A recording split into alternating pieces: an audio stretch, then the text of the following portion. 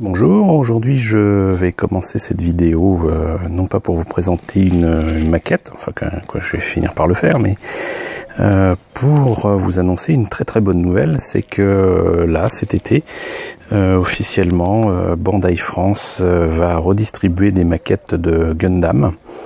Et je suis très heureux de cet état de fait, puisque non seulement j'avais pu modestement participer à la première distribution, la première vague on va dire de maquettes en 1999, première vague qui a duré quand même presque 10 ans, puisque si je ne me trompe pas ça s'est terminé en 2008 avec malheureusement une distribution et des ventes pas folichonnes, en tout cas pas aussi grande que Bandai l'espérait, et cela à cause d'une diffusion qui a été aléatoire, voire absente, des séries d'animation liées à Gundam.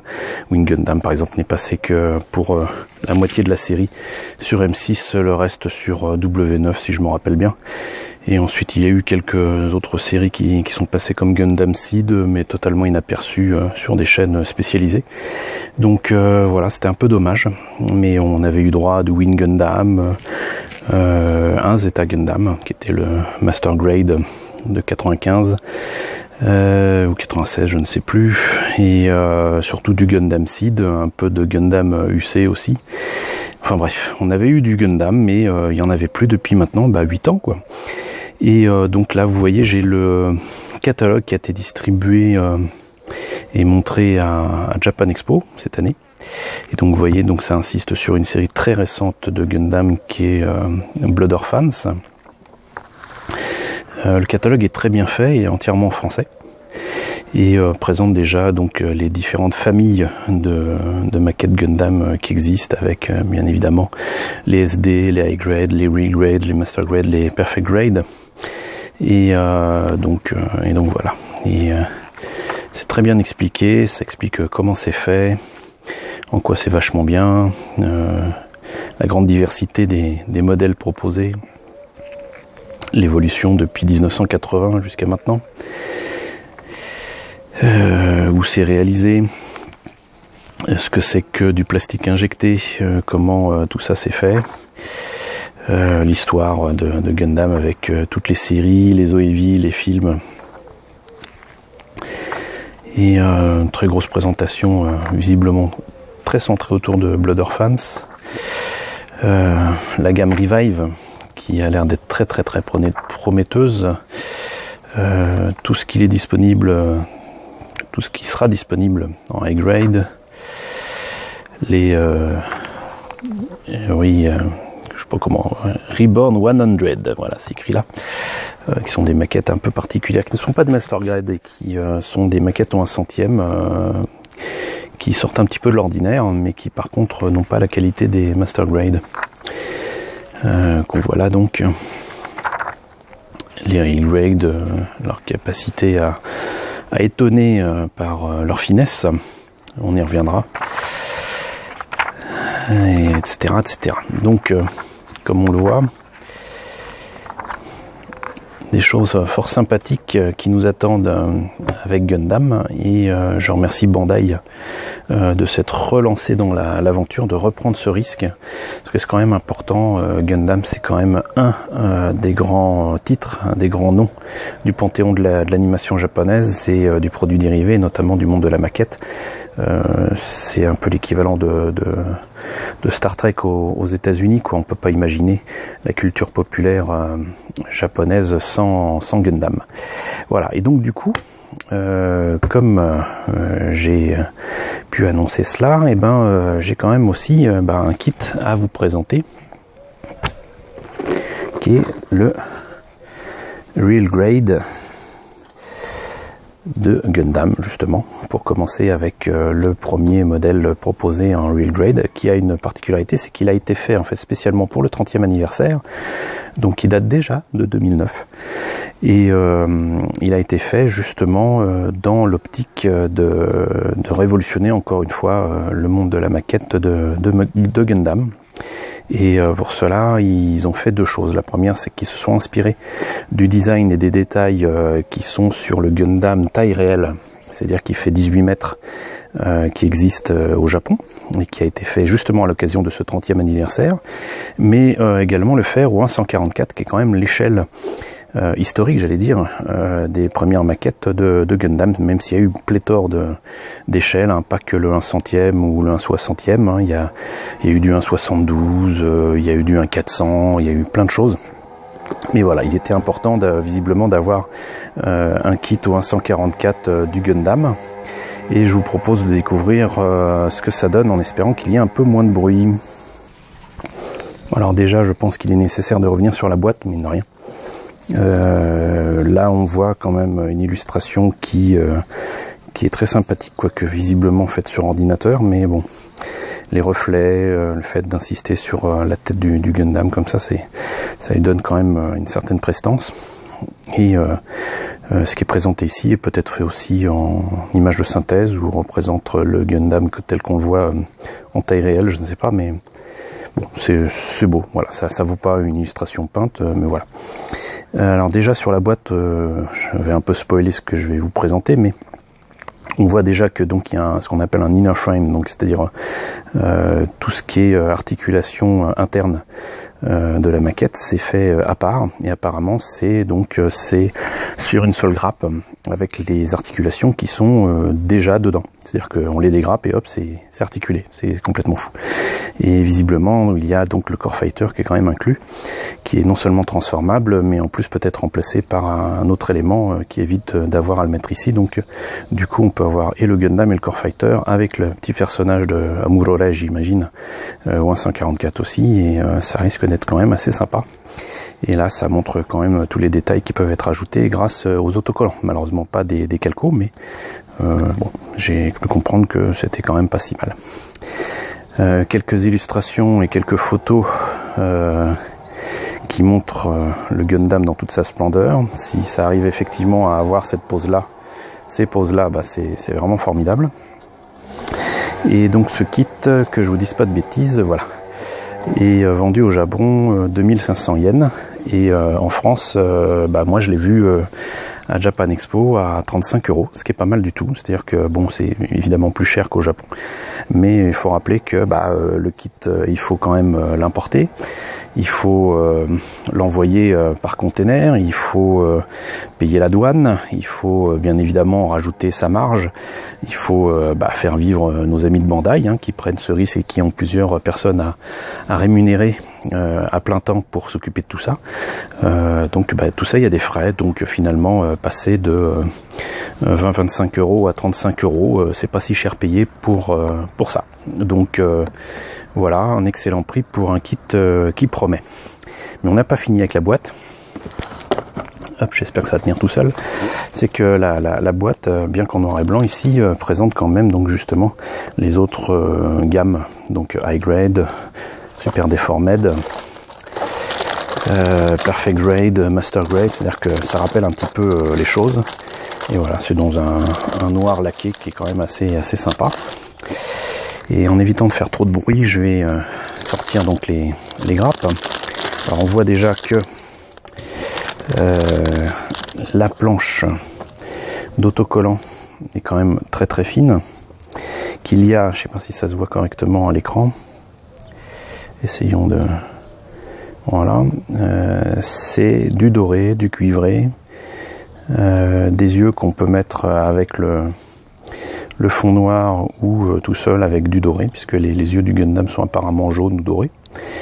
Et tout un tas de petits détails vraiment très sympas, mais je verrai si je les utilise telles quelles ou non.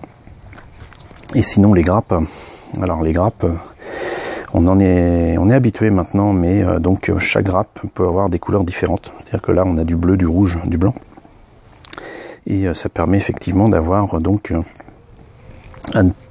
si on veut, on peut ne pas peindre le kit en question. Et d'ailleurs j'ai cru comprendre qu'il valait mieux éviter, parce que c'est tellement fin, c'est tellement bien foutu que si vous peignez, en fait vous risquez de perdre les capacités d'articulation de ce kit. On y reviendra, mais a priori c'est vraiment fait pour être du no paint. Deuxième grappe ici, donc les sabres laser, d'autres pièces jaunes. On voit ici d'ailleurs, on va dire les entrées d'air du torse, l'espèce d'étoile qu'il y a sur le bouclier, et d'autres pièces qui visiblement sont très certainement des pièces internes, avec des petits détails assez sympas. Enfin, toutes les pièces sont vraiment très finement réalisées. Hop, on va mettre ça de côté. Le reste des grappes, je l'ai pas ouvert. Hop là, je pensais les avoir ouverts, mais non. Alors, encore des pièces blanches, visiblement des jambes.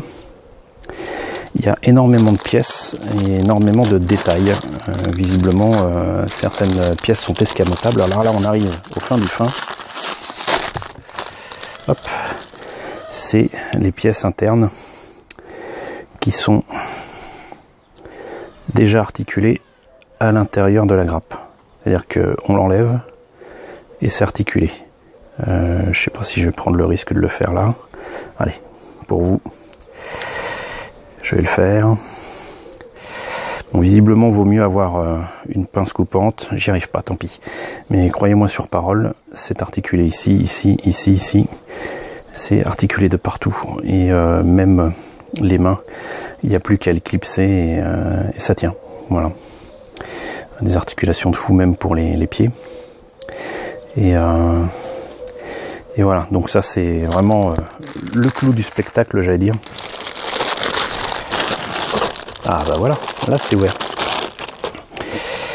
D'autres pièces blanches, beaucoup de blanc dans ce kit. Si vous le peignez, je conseille quand même d'essayer de varier les blancs un petit peu comme sur l'illustration de la boîte, à savoir du blanc cassé, du gris très clair, ce genre de choses. Mais donc là je constate une chose, c'est que, et un truc que j'aime beaucoup sur les kits récents, c'est que là par exemple pour le bazooka, le bazooka est fait en une seule pièce, pour la pièce ronde, il n'y a pas à coller deux pièces et à les poncer et à espérer que ça se voit pas trop. Ça c'est vraiment très bien. Et ça permet quand même de simplifier la vie, quand même vraiment au niveau de la réalisation des maquettes. Et voilà. Donc bouclier, d'autres pièces de jambes. Et là, j'imagine que ce sont d'autres pièces, vu la couleur, de l'inner frame. Là, très clairement, partie du torse et des articulations. J'imagine que pareil. Et là, encore des articulations et une partie des armes. En espèce de gris anthracite. Donc voilà, un nombre de pièces impressionnant. Vous aurez vu quand même que c'est pas tout, enfin, c'est tout petit, c'est bourré de détails et c'est juste excellent quoi. Voilà. La notice quand même. Donc ça reprend l'illustration de la boîte, les indications concernant les articulations, les autocollants, comment couper les pièces, etc. Et là, bien évidemment, le listing des pièces en présence, qui peut toujours être utile si on en perd une ou si on ne sait plus quel numéro c'est. Vraiment suivre par contre les numéros, vraiment suivre ça, j'allais dire à la lettre près, mais c'est ça. Hein. Et ce qui est bien, c'est qu'en plus on suit le montage en fonction des pièces du robot. Là par exemple c'est pour le bassin, avant c'était bien évidemment pour les jambes. Illustration couleur pour montrer ce que ça donnera une fois monté. On continue avec le torse, les bras, la totale, la tête, les accessoires qui sont visiblement le beam rifle, le bazooka, le bouclier. Et tout ce qu'il faut faire pour faire les différentes options de présentation, mettre les beam sabers sur le bouclier ou dans le dos. Et là, étonnamment, c'est en tout dernier qu'on a le Core Fighter. Voilà. Et ce qu'il faut faire pour le transformer, le mettre dans le robot. Voilà. Donc pour conclure, une très bonne nouvelle cet été 2016. Bandai France se remet aux maquettes Gundam et des maquettes Gundam récentes. Donc ça c'est vraiment cool, à des prix tout à fait abordables, c'est encore plus cool. Et je pense que ça permettra de mettre un peu de couleur dans les boutiques spécialisées, ce qui est une très bonne chose parce que même s'il y en avait de temps en temps dans certaines boutiques, coucou à mes amis de la boutique Imaginaire à Toulouse, on n'en trouvait pas quand même facilement, et le seul moyen de satisfaire son envie de monter des maquettes Gundam comme des millions de Japonais, c'était essentiellement de commander sur le net. Donc là, les avoir directement, c'est quand même bien parce que on peut, comment dirais-je, voir les boîtes, voir les pièces éventuellement, savoir si ça plaît vraiment, quoi, si ça motive de monter ça. Quoi qu'il en soit, donc voilà un kit que j'ai hâte de vous présenter en montage. Je vous ai présenté déjà le début du montage du Razer de Gundam 00. Je pense que j'aurai d'autres kits RG à vous présenter. Si je me trompe pas, j'ai le Zaku de char à faire également. Il y a quand même, je crois, 20 ou 25 Real Grade qui existent désormais. Ce sont de très très beaux kits et qui, même pour le débutant, est quand même très très bien parce que bon, le résultat final, on le voit ici, est quand même assez impressionnant. Voilà, donc écoutez, une vidéo de plus de 15 minutes, c'est quand même pas mal. Merci d'avoir suivi cette vidéo, j'espère que ça vous a plu, que vous ferez la fête avec moi concernant le retour de Gundam en France. N'hésitez pas à partager l'info, ne serait-ce que pour propager la bonne parole, et je vous retrouve à très bientôt pour la présentation d'une nouvelle maquette.